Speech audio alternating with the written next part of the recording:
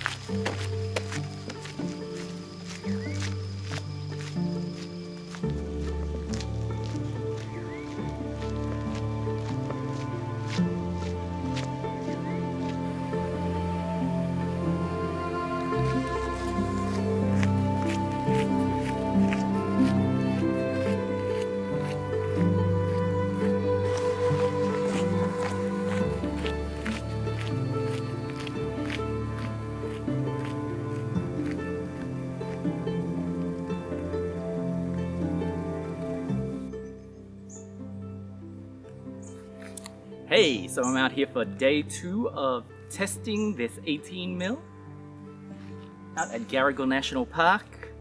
As you can see, we're in the middle of a La Nina cycle, so we're getting a lot of rain, more than usual for this time of the year, but that's what you gotta work with, I guess. Anyways, let's go test this lens out some more and see how we go. I might try some handheld vlogging with it, since I imagine this would be great for that kind of thing and it might fit your use case. We'll check it out and see how it does. Let's go.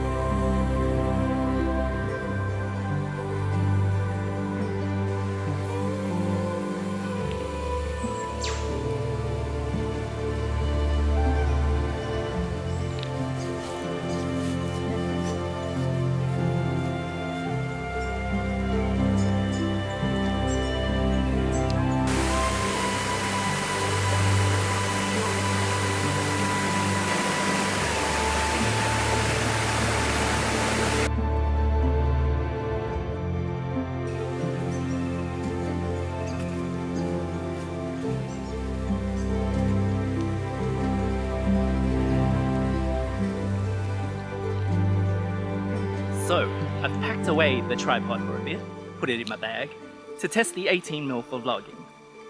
It seems quite nice, you get a nice bokeh even at f4, but you know, you could always push it to f1.8 if you have one of those ND filter circular polarizer thingies. Great combo to have. I don't have one on me, but definitely get one if you get this lens. Fits so much in, right?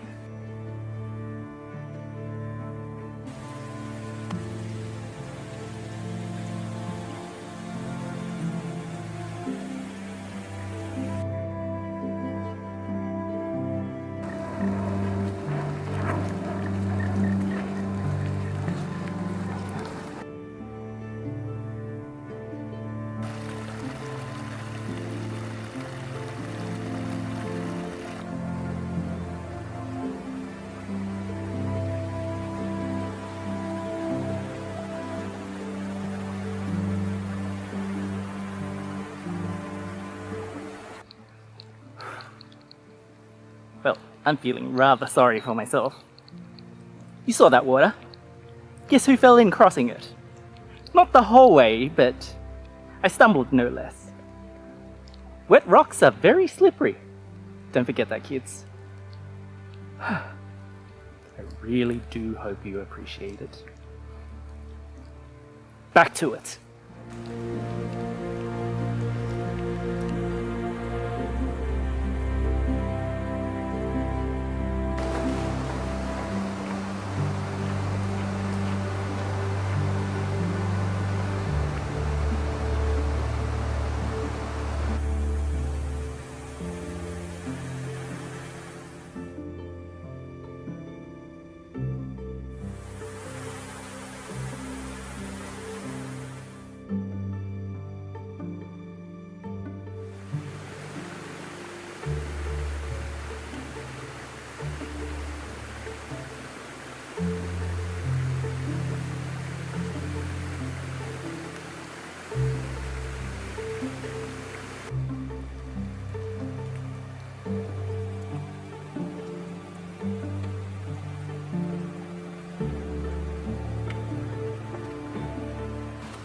So, I got rained out on the last section of this test, but so far so good.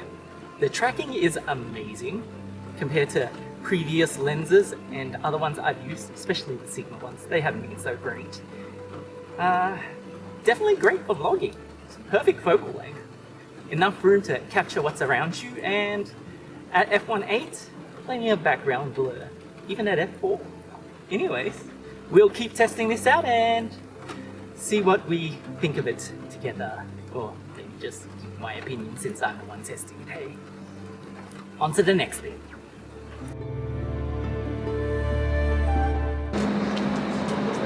So we're out here in the city on day 3 of this real-world user test. I don't normally come to the city, but I wanted some variety for you guys, so we're gonna go shoot some cityscapes, some architectural stuff, see how well the lens performs doing that kind of work.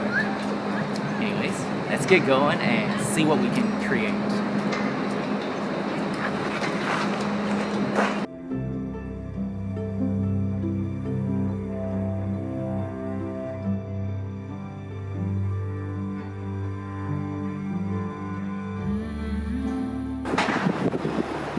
So I'm here in the city with this lens and honestly feeling very uninspired by these cityscapes. Took some shots, but it's probably the best you're gonna get. Highly unmotivated when it comes to shooting this kind of stuff, so you're gonna have to deal with it.